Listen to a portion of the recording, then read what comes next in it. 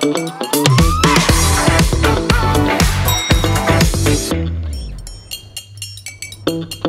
இல்லாம colour print பண்ணுங்க, அதுவும் மிக குறைஞ்ச விலையில. Epson EcoTank printers. இது வெறும் ஃபேபுலஸ் இல்ல, இது டோட்டலி பிரிண்டபிளஸ். இந்தியா மீது பாகிஸ்தான் பிரதமர் கூறிய குற்றச்சாட்டுகளுக்கு வெளியுறவுத்துறை கடுமையான பதிலடியை கொடுத்துள்ளது. டெல்லி செங்கோட்டை மெட்ரோ நிலையம் அருகே திங்கட்கிழமை மாலை கார் வெடிப்பு நடந்தது. அதில் 13 பேர் உயிரிழந்தனர், 20க்கும் மேற்பட்டோர் படுகாயம் அடைந்தனர்.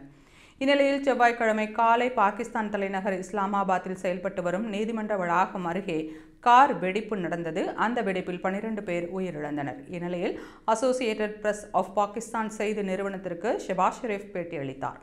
அப்போது இந்த 2 சம்பவங்களுக்கும் இந்தியாவே காரணம் என்று ஷெபாஸ் ஷெரீப் குற்றம் சாட்டினார். மேலும் அந்த தாக்குதல்கள் பாகிஸ்தானை சீர்குலைக்கும் நோக்கில் நடத்தப்பட்டவை என்றும் அவை இந்திய அரசின் ஆதரவில் நடப்பதாகவும் ஷெபாஸ் ஷெரீப் கூறினார்.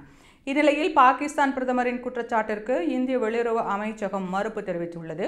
பாகிஸ்தான் தலைமையின் குற்றச்சாட்டு அடிப்படை ஆதாரமற்றவை எனவும், பாகிஸ்தானின் உள்நாட்டு பிரச்சினைகளில் இருந்து திசை திருப்புவதற்காகவும் இராணுவ தலைமையின் கீழ் ஆட்சி அமைவதற்காக நாட்டின் அரசமைப்பையே மாற்றும் அரசு மீது மக்கள் கொண்டுள்ள அதிருப்தியை மறைப்பதற்கும் பாகிஸ்தான் தலைமை இதுபோன்று பேசி வருவதாக கடுமையான பதிலடியை இந்தியா கொடுத்துள்ளது.